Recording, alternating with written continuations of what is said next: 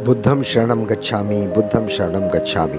मैं नरेंद्र वर्मा आपका भक्ति स्टोरी व्लॉग में एक बार से फिर स्वागत अभिनंदन करता हूं। आशा करता हूं आप सब कुशल मंगल होंगे। दोस्तों, आज मैं युवकों की समस्या के बारे में व्लॉग बनाया है कि अक्सर युवकों का युवतियों के प्रति आकर्षण कैसे ख़त्म हो। वे बहुत जल्दी अपने अपोजिट सेक्स के प्रति या युवतियों के प्रति बहुत जल्दी आकर्षित हो जाते हैं, जिससे उनकी सारी ऊर्जा ख़त्म हो जाती है। ये बड़ी समस्या है। आज इस समस्या पे मैं आपको बताऊंगा कि एक बार एक युवक ने बुद्ध महाराज से पूछा कि मैं इसी बारे में बताऊंगा कि बुद्ध महाराज ने क्या कहा कि अपोजिट सेक्स के प्रति आकर्षण कैसे ख़त्म हो, यानी कि युवकों का युवतियों के प्रति आकर्षण कैसे ख़त्म हो। आइए जानते हैं। जानने से पहले आपसे रिक्वेस्ट करूंगा, प्लीज़ ब्लॉग को अधिक से अधिक लाइक करें, सब्सक्राइब करें, शेयर करें, बेल आइकन को प्रेस करें और अपना ख्याल रखें। एक बार एक जवान लड़का गौतम बुद्ध के पास आता है और कहता है, बुद्ध, मेरे मन में इतने अश्लील विचार क्यों आते हैं? मेरे मन में अक्सर काम वासना के विचार चलते रहते हैं, जिनके बारे में सोच सोच कर मैं अपना बहुत सा समय और ऊर्जा बर्बाद कर देता हूँ, जिसकी वजह से मैं शांत नहीं रह पाता और हमेशा ही विपरीत लिंग के प्रति आकर्षण महसूस करता रहता हूँ। बुद्ध ने मुस्कुराते हुए कहा, क्या तुम्हें पता है काम वासना होती क्या है? लड़के ने कहा, मुझे तो नहीं पता काम वासना का मतलब क्या है, लेकिन ये जो कुछ भी है बहुत बुरी है। बुद्ध ने कहा, प्राकृतिक रूप से जो भी हमारे अंदर है उसका कुछ न कुछ ज़रूरतें हैं। वासना एक प्रकार की भावना है जो हमें किसी न किसी चीज़ की कमी का एहसास कराती है, फिर हम उसकी कमी की पूर्ति के लिए उसकी तरफ आकर्षित होना शुरू कर देते हैं। जैसे अगर किसी के पास धन की कमी है तो उसके धन की वासना उत्पन्न हो जाती है। यह वासना कुछ और नहीं बल्कि एक प्रकार की कमी, एक प्रकार की ज़रूरत का एहसास है, और जब ये ज़रूरत शारीरिक है तो हम इसे काम वासना कह देते हैं। लड़के ने कहा, बुद्ध, ये तो समझ आ गया कि काम वासना का मतलब क्या है, लेकिन ये हमारे अंदर आती कहाँ से, ये उत्पन्न कैसे होती है? बुद्ध ने कहा, काम वासना कहीं से आती नहीं बल्कि प्राकृतिक रूप से हमारे अंदर मौजूद होती है, और इसका होना जरूरी भी है क्योंकि यही मानव जाति के विस्तार का आधार है। लड़के ने कहा, बुद्ध, जब काम वासना प्राकृतिक रूप से हमारे अंदर मौजूद है तो फिर काम वासना को लोग गलत क्यों कहते हैं? तब बुद्ध ने कहा, यह एक बहुत बड़ी समस्या है पार्थ, कि लोगों को काम वासना को गलत नज़रिए से देखना शुरू कर दिया, इसे दबाने की कोशिश शुरू कर दी। काम वासना का होना गलत नहीं बल्कि काम वासना का गलत होना बेलगाम है।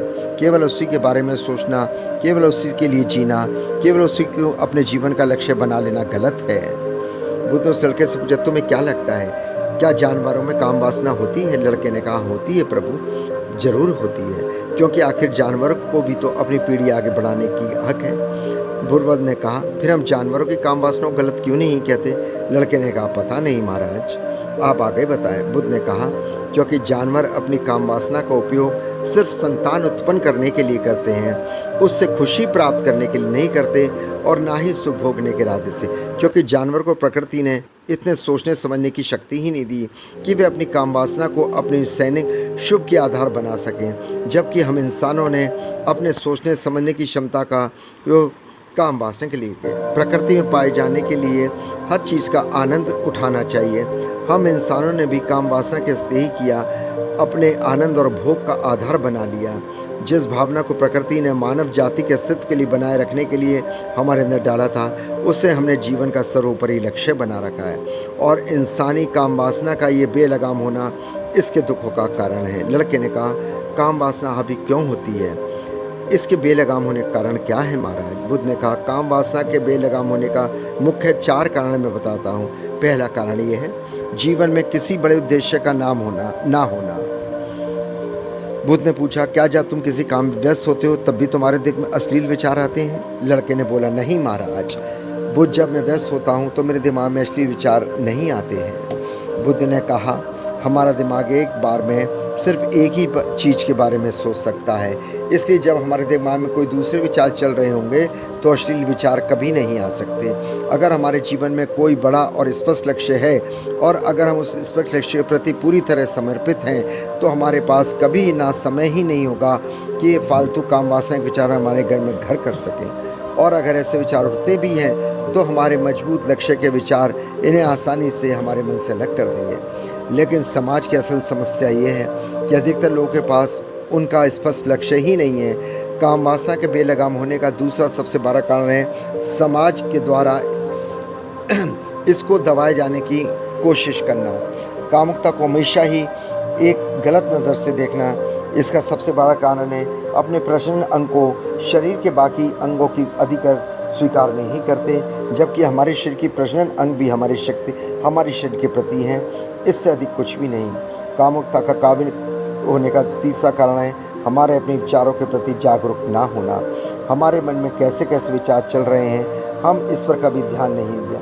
अगर मन में उठाने वाले विचारों को एक अनोखी बात तो ये है कि जब हम किसी एक चीज़ के बारे में विचार करते हैं तो हमारा मन उससे संबंधित है और हमारे वह विचार हमारे मन को रखना शुरू कर देते हैं। फिर ऐसे ही तुम्हारे मन में विचारों की एक श्रृंखला बन जाती है जिस पर हम ठीक ऐसा लगता है कि अश्लील विचारों के साथ जीने लगते हैं। हमने एक बार किसी को देखकर अपने मन में असली विचार पैदा कर लिया और फिर हमारा मन अपने आप ही इन विचारों को अश्लील बना देगा जिनके बारे में से अपनी ऊर्जा और समय बर्बाद कर देते हैं। इसलिए पूरी जागरूकता के साथ अपने अंदर रहने वाले उठने वाले विचारों पर ध्यान देना बहुत ज़रूरी है। बुद्ध ने कहा, अश्लील विचारों को हावी होने का चौथा कारण है बुरी सोच।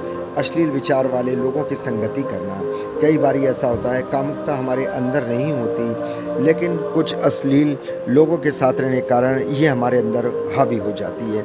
इसलिए बुरे विचारों के अश्लील इन लोगों के दूरी बनाकर रखनी चाहिए। लड़के ने कहा, बुद्ध यह तो समझ गया कामुकता अवश्य कैसे होती, लेकिन इसके हावी जो होने को रोका कैसे जाए। बुद्ध ने कहा, सबसे पहले तुम यह समझो कि काम वासना की ऊर्जा कैसे रोका नहीं जा सकता, इसे रूपांतरित किया जा सकता है। इस ऊर्जा को रूपांतरित करने दो तरीके हैं। पहला है प्रेम, दूसरा है ध्यान। जब हम सच्चे प्रेम में होते हैं तो हमारे अंदर कामुक ऊर्जा कभी हमारे आनंद के परिवर्तित हो जाती है। ज़्यादातर लोग शारीरिक आकर्षण को ही प्रेम मानते हैं, फिर ऊर्जा काम वह करता है, रूपांतर नहीं। हंस की ऊर्जा शरीर के अंदर रूपांतरित होती है। सबसे सरल तरीका है ध्यान। ध्यान के माध्यम से अपने अंदर के आनंद को केंद्र में स्थापित करो, जिसके सामने दुनिया का हर भोग विलास फीका लगने लगे। ऐसा नहीं है कि आप ध्यान से उतरने के बाद ये सब सोचने करने में सक्षम नहीं रहते, आप उससे ऊपर उठ चुके होते हैं। फिर यही सब हरकतें आपको छोटी और बचकानी लगती हैं और फिर एक दिन ऐसा भी आएगा जब तुम्हारे चाहे बिना तुम्हारे दिमाग के किसी भी तरह के विचार रखने का और बंद हो जाएंगे। तो ये थे बुद्ध की, जो बुद्ध ने हमें उस लड़के को, उस युवा को बताया कि हम काम वासना या अपोजिट सेक्स के प्रति कैसे आकर्षित को रोक सकते हैं। आशा करता हूँ आपको ये व्लॉग पसंद आएगा। पसंद आए तो प्लीज़ व्लॉग को अधिक से अधिक लाइक कीजिए, सब्सक्राइब कीजिए, शेयर कीजिए, बेल आइकॉन को प्रेस कीजिए। और हाँ, यदि आपकी भी कोई समस्या है तो आप मेरे से कमेंट्स बॉक्स में पूछ सकते हैं। बुद्धं शरणं गच्छामि, बुद्धं शरणं गच्छामि।